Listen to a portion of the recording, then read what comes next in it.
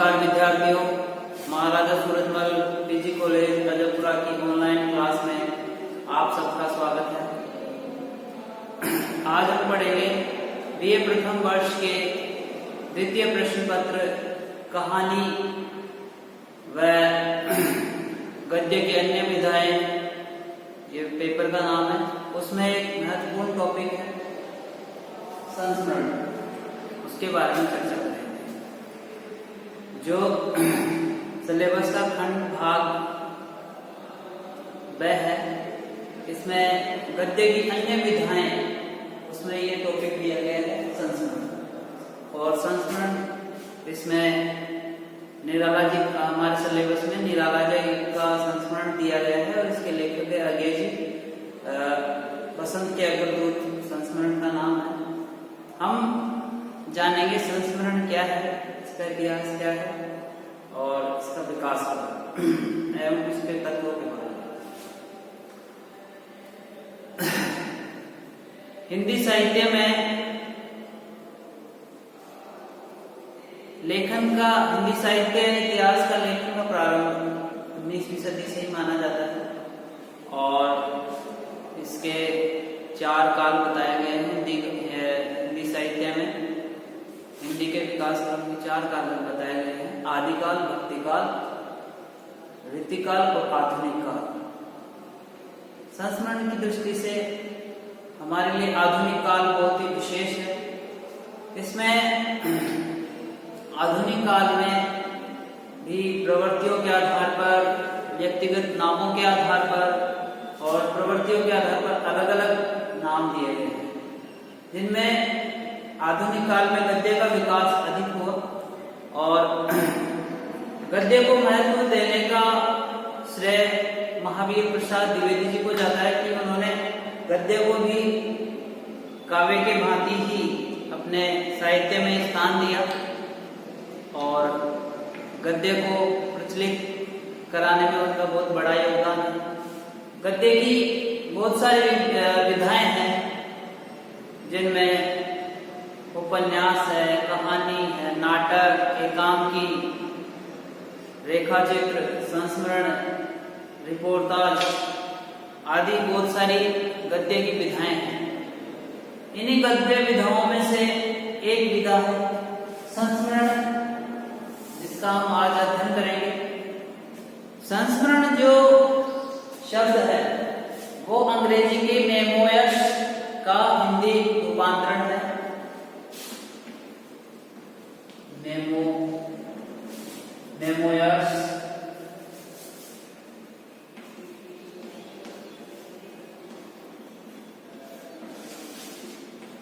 Memoirs का संस्मरण अंग्रेजी के मेमोयर्स शब्द का हिंदी रूपांतरण है, जिसका अर्थ होता है स्मरण करना।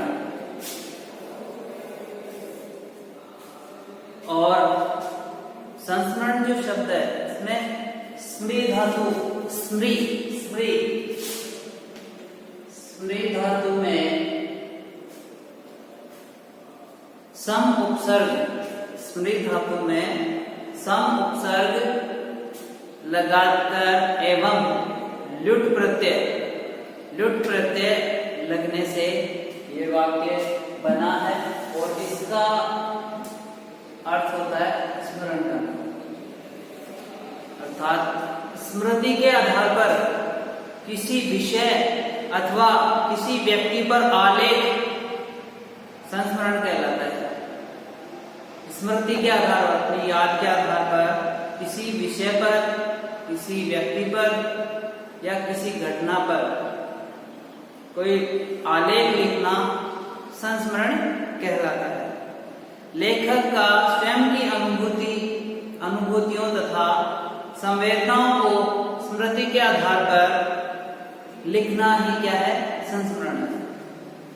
लेखक का स्वयं की अनुभूतियों के आधार पर एवं संवेदनाओं के आधार पर स्मृति के आधार पर लिखना, संवेदनाओं को और अनुभूतियों को स्मृति के आधार पर लिखना ही क्या है? संस्मरण।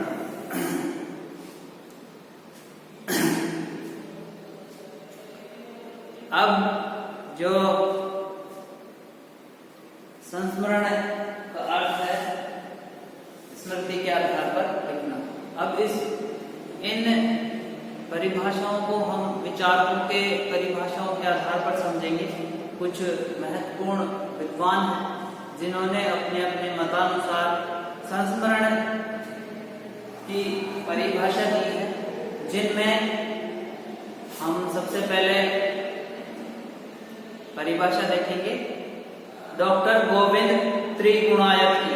डॉक्टर गोविंद त्रिगुणायत की भावुक कलाकार, वो संस्मरण की परिभाषा देते हुए लिखते हैं, भावुक कलाकार जब अतीत की अनंत स्मृतियों में से, हमारे जीवन में बहुत सारी स्मृतियां रहती, लेकिन उनमें से कुछ रमणीय अनुभूतियों को अपनी कोमल कल्पना से अनुरंजित कर व्यंजनामूलक शैली में अपने व्यक्तित्व की विशेषताओं से विशिष्ट कर रोचक ढंग से यथार्थ रूप से प्रस्तुत कर देता है, तब उसे संस्मरण कहते हैं। बहुत ही अच्छी परिभाषा है कि जब एक भावुक कलाकार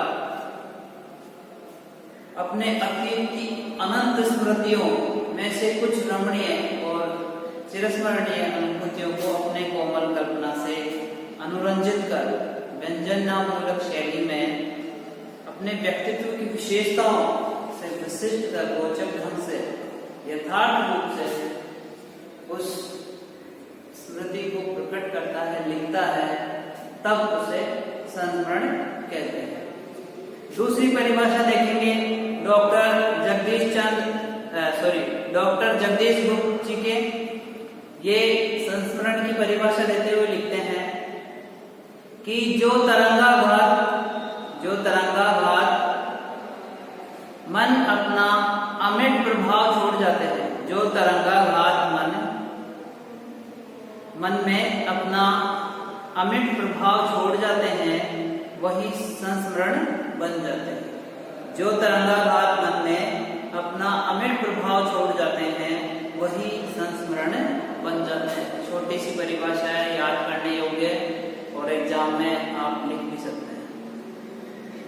अब जिनका नाम हिंदी साहित्य में संस्मरण और रेखा चित्रों के लिए जाना जाता है, और इनके संस्मरण बहुत ही आकर्षक और यथार्थ प्रतीत होते हैं, वो संस्मरण है महादेवी वर्मा जी के।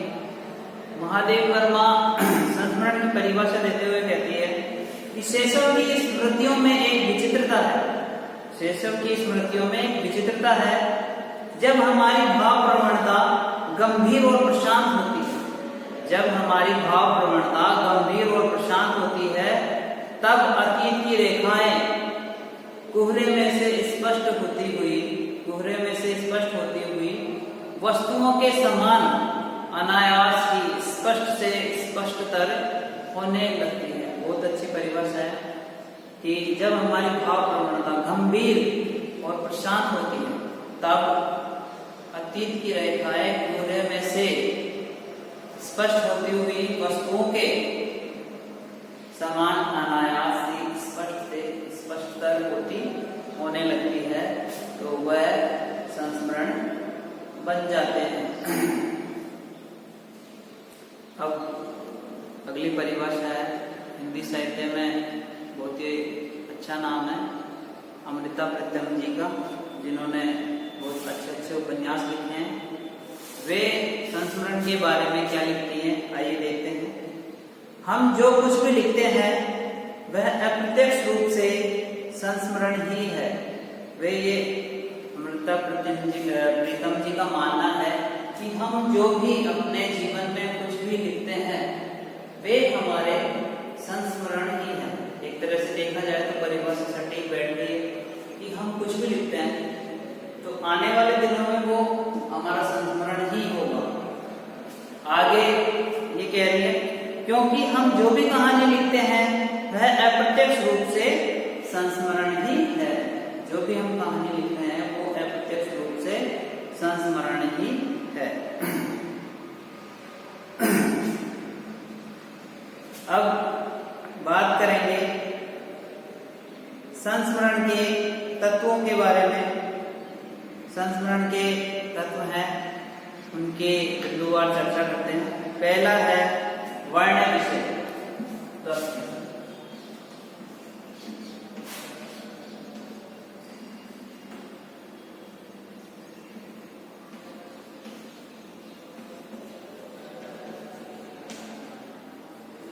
वर्ण विषय अर्थात विषय वस्तु। कोई भी लेखक एक विषय वस्तु वर्णन करने योग्य विषय का चयन करता है और उस विषय के बारे में अपनी स्मृतियों के आधार पर वो पाठकों को उससे अवगत कराता है अपनी स्मृतियों से।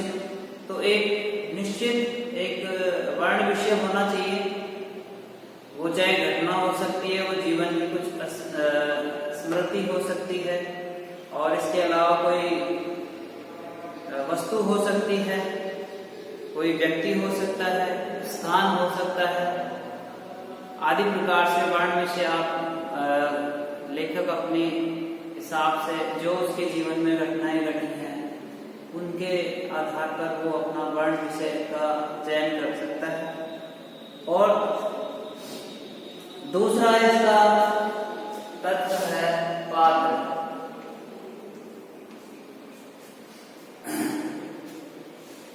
संस्मरण लिखने के लिए एक उचित पात्र की आवश्यकता होती है। उस पात्र में प्रेरणादायक व्यक्तित्व का धनी हो सकता है, उससे उसके जीवन से या उस घटना से, पात्र की उस घटना से या उसकी जीवन शैली से हमें कुछ सीखने को मिला है, वो लेखक उस संस्मरण में बताता है। और उस पात्र की जो बारीकियां हैं, उसकी भावनाएं हैं, उसके बारे में भी वो पाठकों को अवगत कराता है। परिवेश अगला है।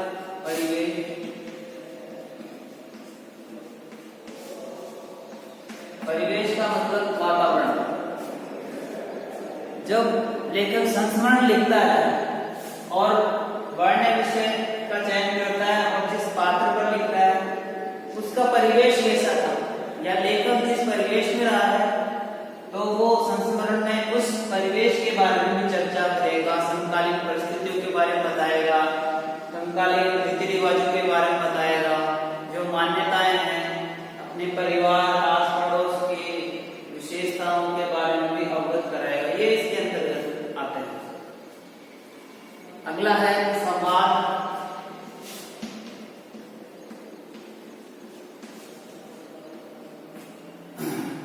संवाद शैली में भी संस्मरण लिखे जाते हैं, जिनमें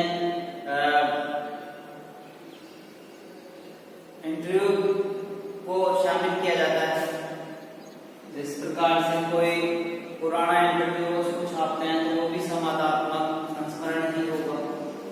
और जिस पात्र पर लेखक लिख रहा है, संस्मरण लिख रहा है, उसके और पृष्ठ के बीच में कुछ संवाद हुए हैं तो वो भी संस्मरण में लिख सकता है, या उसके बारे में कोई प्रेरणादायक कोई कथन है, उदाहरण है, वो भी उसको संस्मरण में बताता है पाठकों को।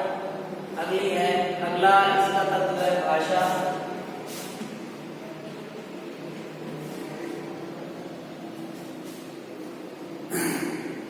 संस्मरण में लेखक अपनी इच्छा अनुसार भाषा का प्रयोग कर सकता है और वह अपनी मातृभाषा या हिंदी या कुछ अपने क्षेत्रीय शब्दों का प्रयोग कर सकता है। और भाषा इस प्रकार से हो कि पाठकों को प्रेरित करने के लिए आवश्यक हो। कुछ ऐसी भाषा हो, साधारण सरल सुबोध भाषा का प्रयोग करे, तभी वो संस्मरण एक उचित संस्मरण कहलाएगा। क्लिष्ट भाषा का प्रयोग ना हो। अब हम बात करेंगे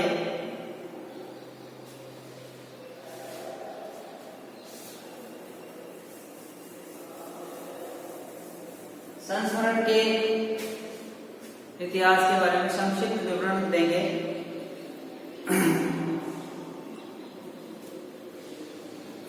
जैसा कि मैंने बताया कि हर विधा जो गद्य के अन्य विधाएं हैं जिनमें संस्मरण है, इसमें भी आधुनिक काल के कवियों का बहुत बड़ा योगदान है, जिसमें हम इसको विकास क्रम के आधार पर हम रख सकते हैं। जैसे आरंभिक युग है, आरंभिक युग में द्विवेदी युग से पूर्व जो लेखक थे उन्होंने संस्मरण लिखे हैं। जैसे बाल मुकुंद जी ने प्रताप नारायण मिश्र पर एक बहुत ही अच्छा संस्मरण लिखा था। उसके बाद में द्विवेदी युग है, महादेवी प्रसाद द्विवेदी जी ने भी बहुत अच्छे संस्मरण लिखे हैं। उनमें से एक है सभा की सभ्यता, उसमें संस्मरण है। उसके बाद में है छायावादोत्तर काल, उसमें भी छायावादोत्तर काल में जो लेखक हैं उन्होंने भी अपने संस्मरण लिखे हैं। जैसे हरिवंश राय बच्चन ने पंत जी के बारे में संस्मरण के बारे में, उनके पत्रों के बारे में बताया है। इसके बाद में स्वतंत्रोत्तर युग आता है। स्वतंत्रता के बाद में बहुत सारे लेखकों ने अपने समकालीन साहित्यकार या पूर्वकालिक जो साहित्यकार है उनके संस्मरण लिखे हैं। अगला इनका भेद है समकालीन युग। जब 19वीं सदी में जब संस्मरण का विकास हुआ, उस वक्त कौन कौन से विद्वानों ने संस्मरण लिखे हैं। और प्रारंभिक जो संस्मरण लेखकों में सबसे पहले नाम लिया जाता है वो है पदम सिंह शर्मा जी का नाम लिया जाता है।